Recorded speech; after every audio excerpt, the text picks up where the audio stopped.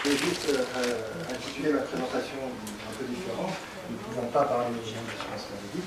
Et après M. de Carvalho, je vais essayer de ne pas dire trop de bêtises.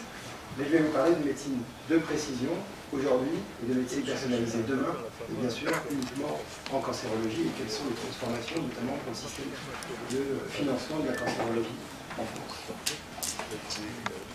Tout d'abord, pour justement parler de médecine personnalisée ou médecine de précision, quel impact pour la santé publique, et puis trois thèmes ensuite, les transformations pour l'hôpital et les patients, les transformations pour l'industrie de santé, et les transformations pour la collectivité. Puis quelques mots de conclusion. Alors, de quoi parle-t-on? Donc, très vite, puisque ça a peut-être été annoncé ce matin, moi je ferai d'emblée la distinction entre médecine personnalisée et médecine de précision. Et on verra pourquoi. La médecine personnalisée, comme vous l'a certainement dit mon collègue Fabrice André, c'est pour nous la génération d'algorithmes décisionnels, pouvoir proposer à nos patients des cocktails de drogue, et c'est ramené à un seul et même individu, évidemment. Par contre, la médecine de précision, et c'est celle que l'on vit actuellement, c'est aussi appelée médecine stratifiée, où on va identifier une anomalie génétique ou une cible, et c'est cette cible qui va permettre de développer une thérapie moléculaire ciblée, et donc de définir une sous-population parmi une population atteinte de cancer. Et il y a aussi la notion de médecine génomique, avec la notion de génome, de polymorphisme, d'épigénétique, puis effectivement on pourrait rajouter le microbiote. Ce qui fait qu'il y a un certain nombre de différences entre individus. Alors on a une médecine personnalisée qui est destinée à tester un algorithme, comme vous l'a annoncé Fabrice André tout à l'heure, et une médecine stratifiée qui, elle, va tester plus classiquement une drogue et aujourd'hui son test compagnon. En santé publique, on parle de prévention, de risque et d'approche de population. Seule la médecine de précision peut être en partie modélisée, à mon sens. On va parler de biomarqueurs, de pharmacologie, de pharmacogénétique et d'efficience des traitements, de tests et de médicaments pour un bon usage et pour une maîtrise des coûts. Alors qu'en médecine personnalisée, lorsqu'elle sera présente réellement, c'est une révolution médicale. Et donc, comme une révolution médicale est aussi un changement de paradigme, c'est, comme l'a dit M. Desquerres-Doué, c'est un bouleversement pour les découpages administratifs, c'est un bouleversement pour les classifications et autres descriptions d'activités, notamment au niveau de notre système de santé. Donc aujourd'hui, la médecine personnalisée, à mon sens, n'est pas modélisable, en tout cas au niveau du système de financement français. Alors, quelles sont les transformations pour l'hôpital et les patients? On parle de continuum recherche-soins, avec des modifications importantes d'essais cliniques. Peut-être vous avez vu cette slide tout à l'heure. On a des altérations génomiques issues du patient. On va proposer un traitement parmi un panel de traitements, et on va générer des données et ensuite proposer des algorithmes. C'est donc bien une distinction entre médecine de précision à gauche et médecine personnalisée ici à droite. Pour les patients, à l'heure actuelle en France, dans le domaine du cancer, leur sont proposés différents types d'essais cliniques. Les essais cliniques pilotés ou sponsorisés par Unicancer, ce sont les essais Saphir, qui sont des premières générations et qui impliquent le séquençage haut débit. Et puis des essais qui sont pilotés par Gustave Roussy et puis par le consortium WIN, avec un essai comme Moscato ou Winter. Donc il y a une modification de ces essais avec des anomalies génétiques génomiques plutôt, qui sont retrouvées au niveau des biopsies des patients. Et après un séquençage et un screening moléculaire, on va proposer, avec un délai, vous voyez, de 21 jours maximum, donc on réduit le délai, une décision clinique et un traitement.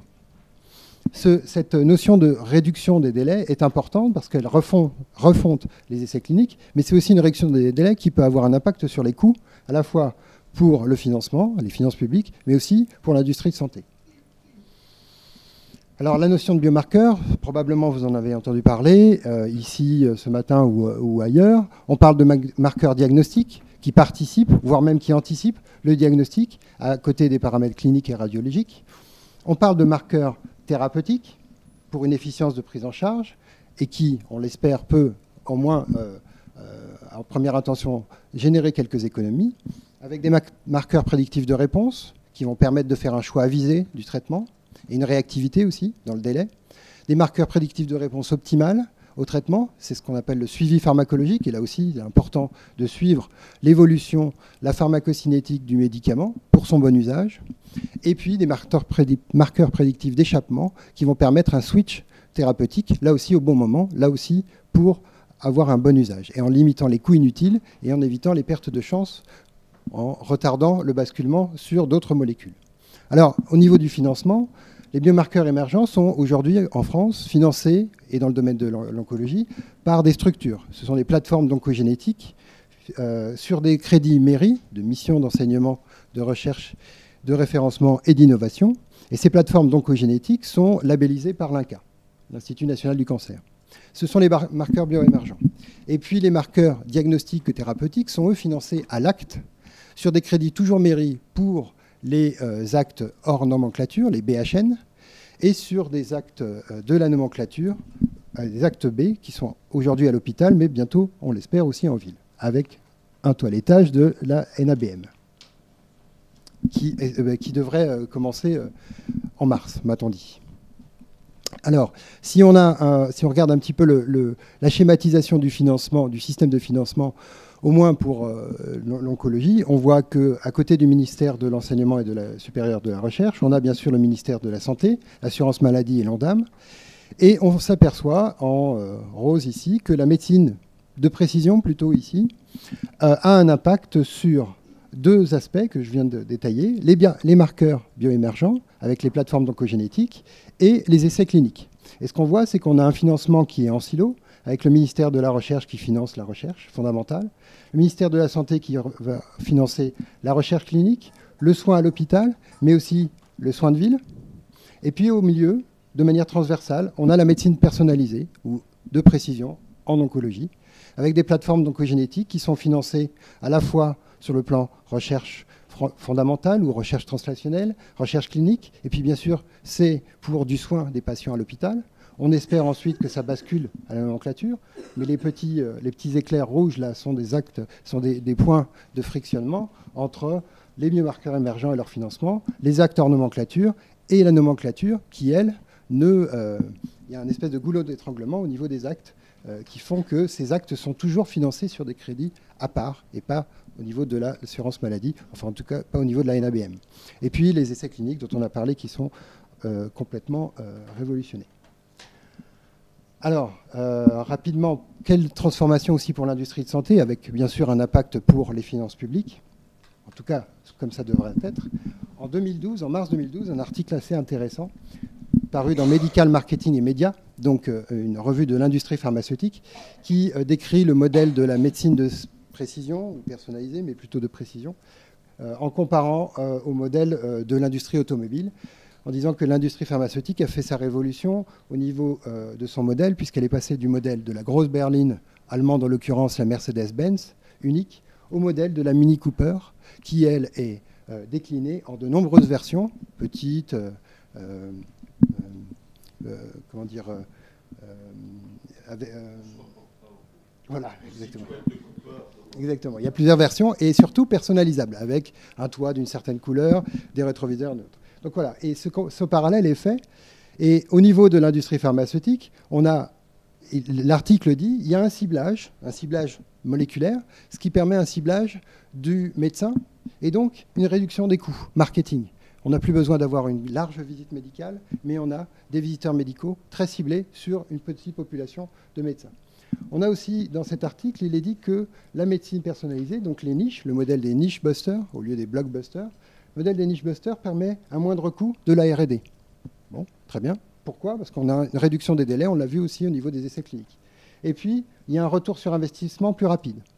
Et un enregistrement plus accessible parce qu'on est dans des médicaments qui, pour certains, peuvent avoir des statuts de médicaments orphelins. Et donc, vont avoir une écoute auprès des autorités d'enregistrement plus importante. Alors, je vais accélérer. Et pour simplement vous parler ici du modèle du blockbuster au niche buster, C'est ce qui est remis précédemment. Et pourtant, quand on regarde le prix des médicaments les plus récents, il ne cesse d'augmenter. Donc tout ceci paraît antinomique avec l'inflation des prix qui sont négociés pour ces thérapies dites innovantes. Alors pour voir quel est l'impact pour la collectivité, le coût des traitements et le coût du cancer, et par rapport à ce qui a été dit précédemment, effectivement, on peut se demander si la médecine de précision ne peut pas être une source d'économie potentielle en ne traitant que les bons répondeurs, en diminuant les coûts de développement pour les industriels, mais est-ce que ce n'est pas aussi une source de dépenses supplémentaires, puisqu'il y a le modèle des niche busters, et on voit que la résultante, c'est une majoration du prix du médicament, de manière très importante, notamment en oncologie. On a aussi, toujours en oncologie, une chronicisation des traitements, donc un allongement de la durée des traitements chez les bons répondeurs. Et puis, on a aussi le coût du test moléculaire, qui peut avoir un impact important, puisqu'on a réalisé ce test chez tous les patients. Alors, on en a parlé. Le coût du test, c'est quelques centaines d'euros. Le séquençage, aujourd'hui, c'est entre 1 000 et 2 000 euros. Il tend à diminuer et un certain nombre de tests sont réalisés. Ce que l'on sait, c'est que les stratégies qui comparent les sélections de patients selon des critères cliniques par rapport à des critères biologiques sont coût-efficaces. Ça, ce sont des études qui ont été présentées récemment. Et ce que l'on sait aussi, c'est que si on fait un comparatif sur la ligne du cancer du poumon ici, dans les années 2000, pour 10 000 patients, on avait un forfait pour la chimiothérapie autour de 927 €, ce qui représentait un coût de 9 millions d'euros. Aujourd'hui, avec l'avènement des biomarqueurs, l'avènement d'un certain nombre de molécules, on a un coût qui est inflationniste, une augmentation du coût global. Et vous pouvez voir sur le camembert ici que seul un peu moins de 50% du camembert a été identifié en termes de marqueurs. Ça veut dire qu'on peut encore identifier un certain nombre de marqueurs et avoir un certain nombre de thérapies moléculaires ciblées. Alors je vais conclure et passer un certain nombre de slides, simplement pour dire que la médecine de précision transforme les essais cliniques pour les patients, pour l'hôpital et l'industrie. Elle impacte la répartition des enveloppes dans le financement des biomarqueurs. Et ça, c'est important.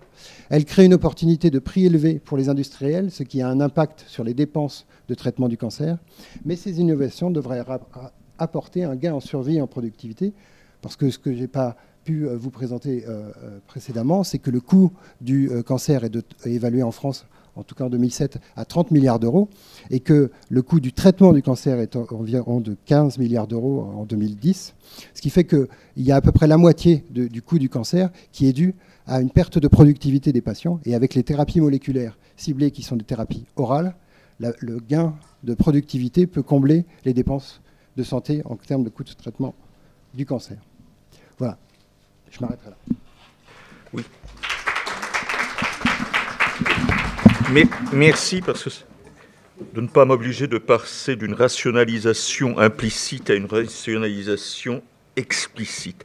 Je retiens de votre exposé, en le rapprochant de celui de M. Kervas-Doué, que s'il y a des implications, entendu financières, économiques sur l'assurance maladie, que socioculturellement en France, elles ne pourront pas passer par une rationalisation explicite.